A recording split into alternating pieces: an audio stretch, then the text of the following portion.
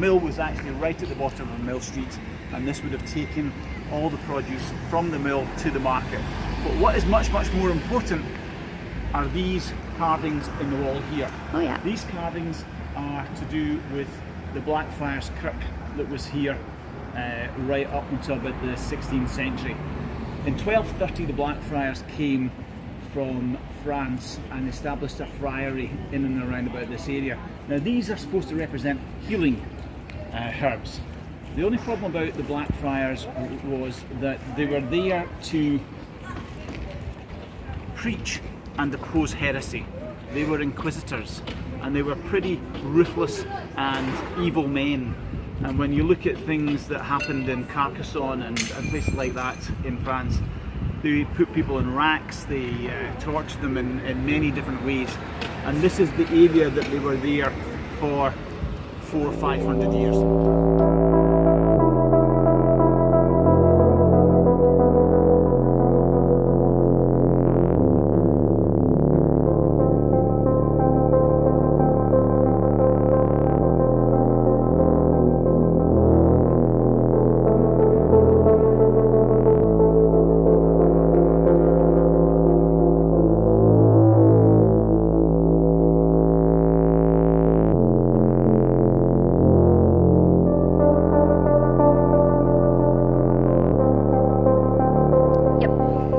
Stand in anybody's grave. It's pretty sacrilegious, but you can make an exception on this one. This is the grave of William Adair, and William Adair was the minister in Ayr early in the 17th century, and he was the minister for about 40 years.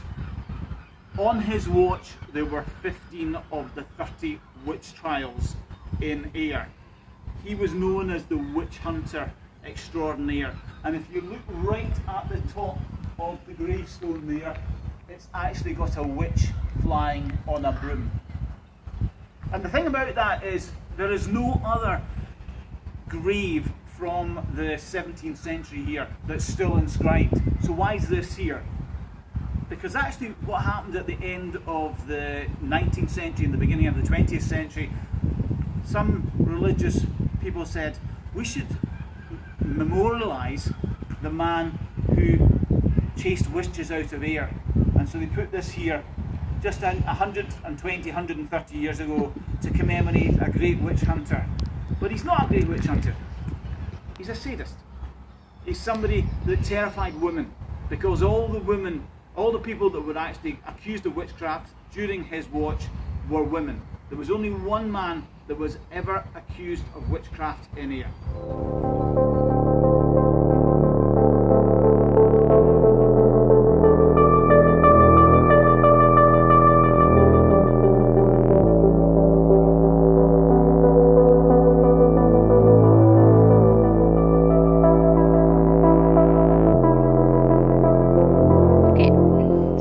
Lich gate, and a lich is a Saxon word for a corpse. So we are in the corpse gate of the old kirk. Now this is a fairly recent invention here, or erection here, but a lich gate has gone back 1,000 years in places. And what would have happened is the religious man would not have been in the church all the time, but deaths occurred all through the week. And if a death occurred on a day when the religious man wasn't there, whether it be a priest or a minister, what the family would have done is they would have rolled the corpse into the lich gate, and they would have sat on the benches here, and they would have watched over them to make sure that nobody took the body. And when the religious man was ready, he would come, he would start the first part of the service here, and then they would go into the church and they would actually end the service and bury the body. Now the thing about the old kirk is this has been a burial ground, a sanctified burial ground for probably 800 years. So there are something like 800 gravestones in the churchyard at the moment, but there are thousands more bodies. Why would people maybe take the bodies? Well, you've also got here the mort safe. Okay, so I actually talk about the mortar safes in the same way as I talk about timeshare salesmen. Okay? Because there were 3 centres in the world that could actually dissect bodies at the end of the 18th century. And one of those was Edinburgh. And so we remember Birkenhead and the body snatchers. So they needed bodies. So there was this big thing, you don't want the body snatchers to come and take your body, your relative's body from the grave. So basically what would happen is that would be placed over the grave for the space of 2 or 3 weeks.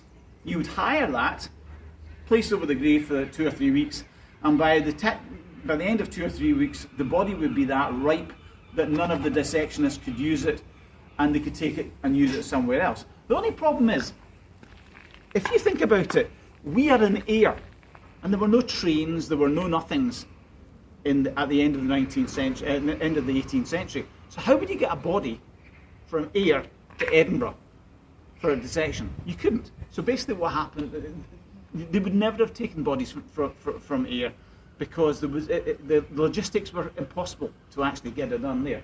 But nevertheless, somebody would have earned some money for hiring that out to vulnerable families. So in many ways, it isn't too much unlike the timeshare salesman.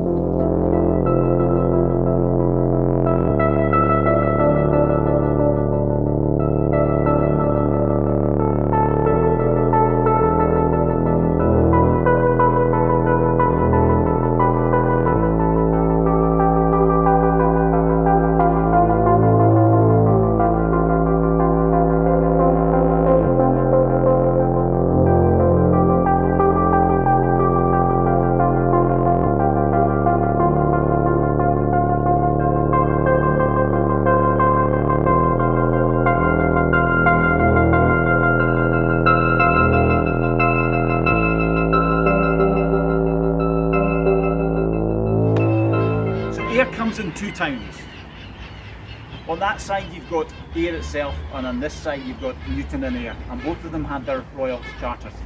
Okay, Ayr is much older than Newton and Ayr, and Newton and Ayr was very much the sailors' towns,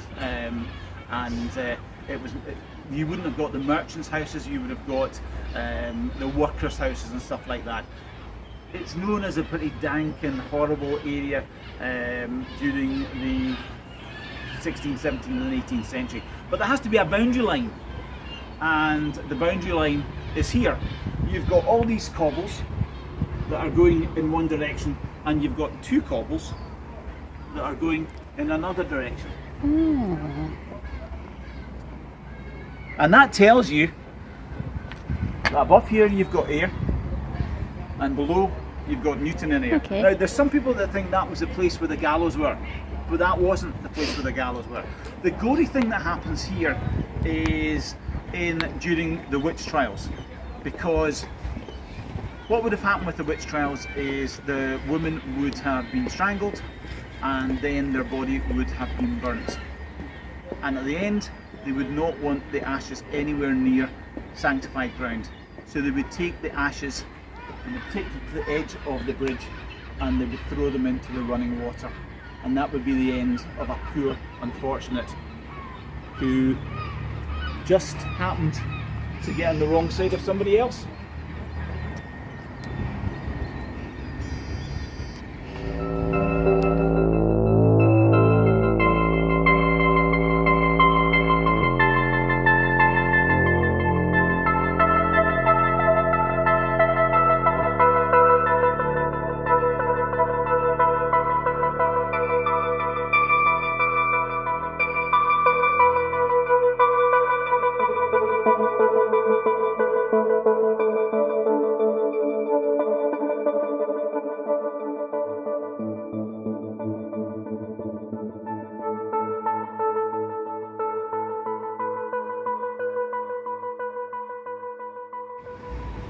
Okay, so what we're at the edge of the High Street and the Sandgate, and this is a meeting place, and the meeting place is signified by the Malt Cross, or the Market Cross.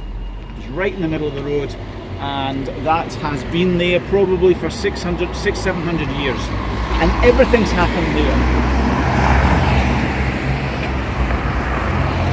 You have had everything from the Abbot of Crossregal decrying the Earl of Cassilis for roasting him over an open spit at the Black Vault in the rear.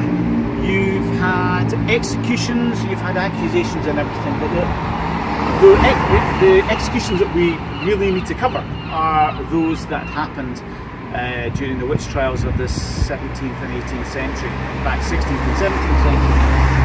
And what would have happened is, we'll cover the toll booth as we go on, that they would have been tried and held at the toll booth. They would have been taken down the road from the day of on the day of execution, and what would have happened just outside of the town hall, they would have had their neck strangled,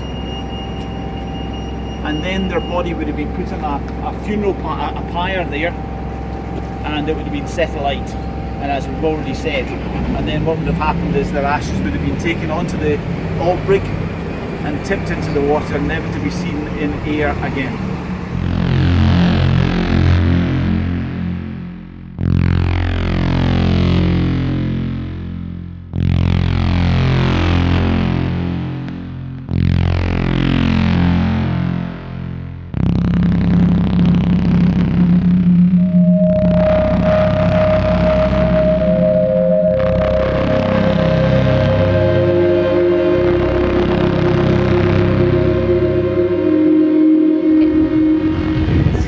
Like the fabulous Robbie's Drams were not here in the 1830s and 1820s, because the high street was very different. The town hall wasn't here, the Ayrshire Bank wasn't here, and it was a much narrower street. And at the top there you would have seen the toll booth. At the top there you would have seen the toll booth. And the toll booth was where it all happened for 600 or 700 years. There was probably a toll booth there in the 13th or 14th century, and it was extended and it was extended. And those of you who have been to Glasgow, you will have seen a toll booth probably very similar to the toll booth that was in Ayr. And it was a centre of civic life, and sometimes it was a centre of ecclesiastical life. So you would have had, the council would have met there would have been trials there would have sometimes been church services there, and there were executions there. Between 1800 and 1830, there was maybe 10 or 15 people executed there, including the last woman in Scotland to be hanged for willful fire raising. That was in 1817, and she was a nursing mother who had set fire to a barn in Wigtonshire, and that was decided to be a heinous crime, that her life should end on the gallows at the toll booth.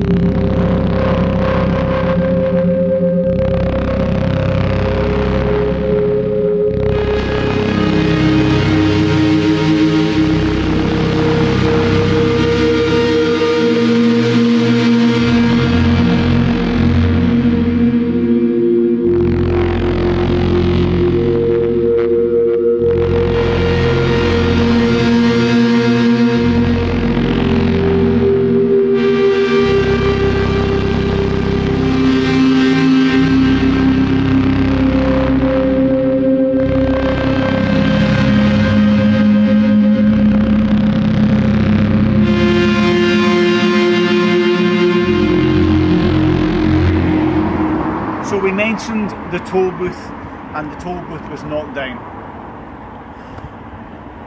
What did they do with the stones? What actually happened is the Earl of Blackburn, who owned land around about here, actually bought up all the stone, and many of these walls are actually made up of the stone of the toll booth, but two in particular are important, because the toll booth was where the hangings took place, and the hangings needed a gibbet, and the gibbet needed a place to place the poles. And those two stones there were the gibbet stones. And what happened there was the scaffolding was put in, it was erected, and then people like Margaret Crossan walked up the 13 steps to the gallows, and there she met her end. She met her end with a smile, but not of levity.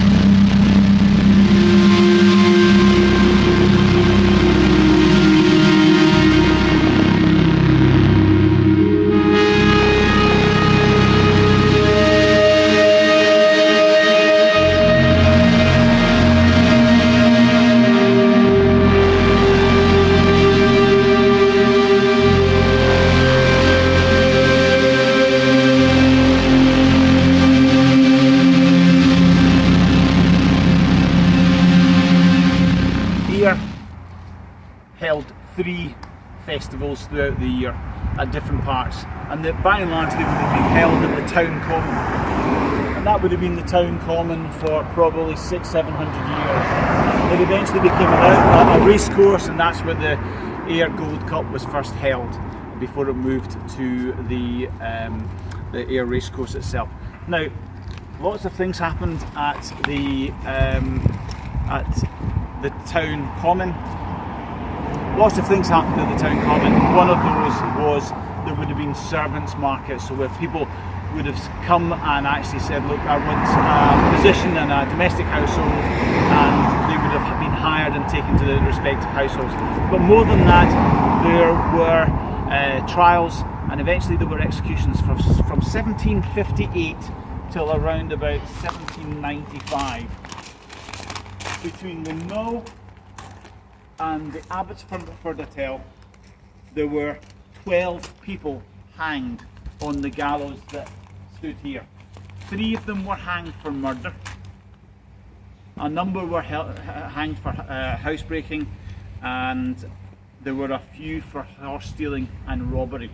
From then the executions went on to the toll booth, and latterly it would have been the Cottage by the sea, which we will cover later.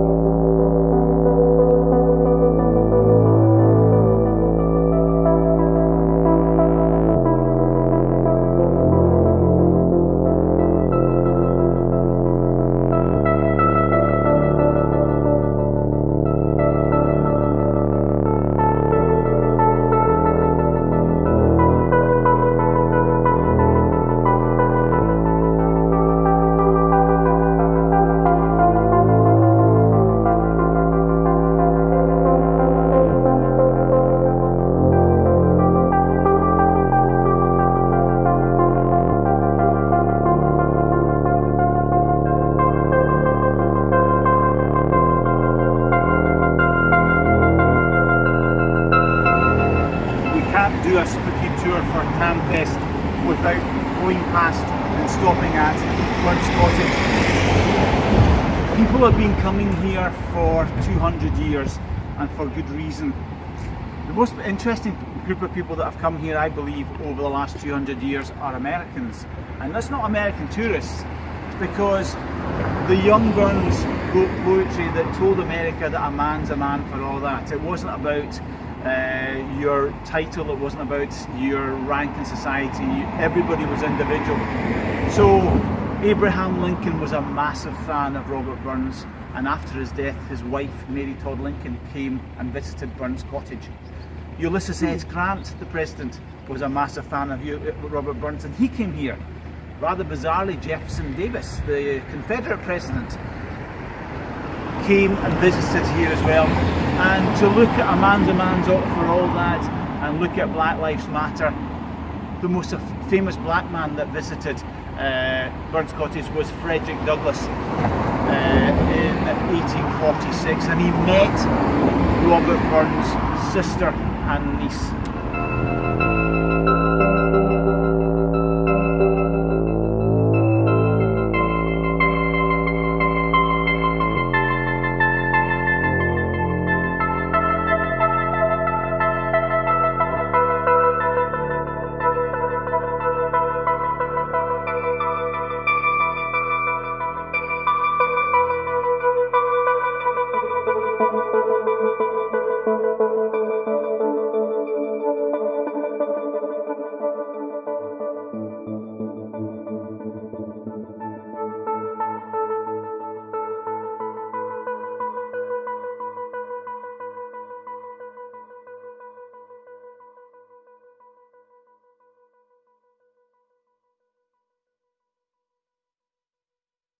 By this time he was across the ford, where in the snow the chapman smoored, and past the birks and Meeklestane, where drunken Charlie breakneck bane, and through the whins and by the cairn, where hunters found the murdered bairn, and near the thorn aboon the well, where Mungo's mother hanged herself. Before him Doon pours all his floods, and doubling storms roar through the woods. The lightnings flash from pole to pole, near and more near the thunders roll. When glimmering through the groaning trees, Kirk Alloway seemed in a bleeze. Through Ilkabore the beams were glancing, and loud resounding mirth and dancing.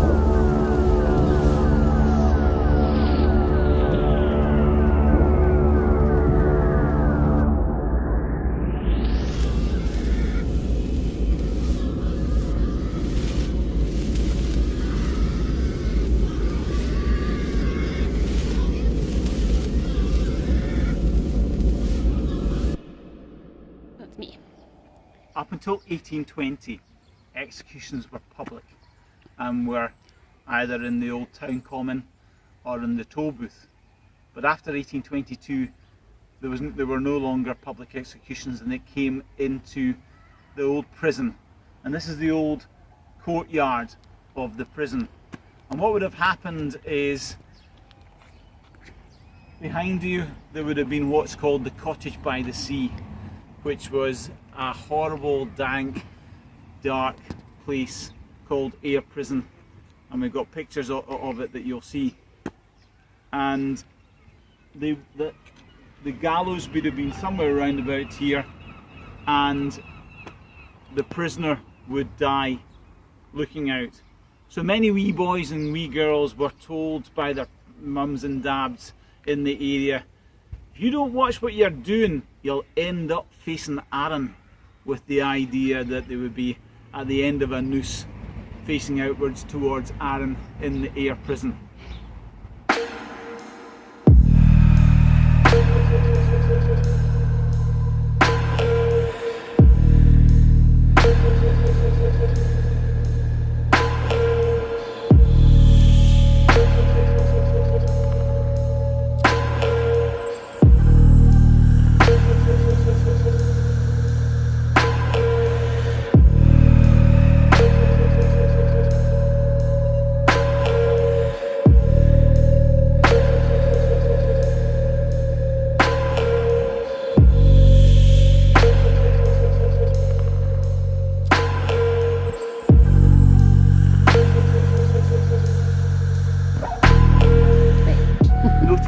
Should really exclude the Church of St John. All that's left of it is St John's Tower now, but this has been here since the 14th century. This is older than America, this church. Mary Queen of Scots worshipped here, John Knox was here, many other people were here.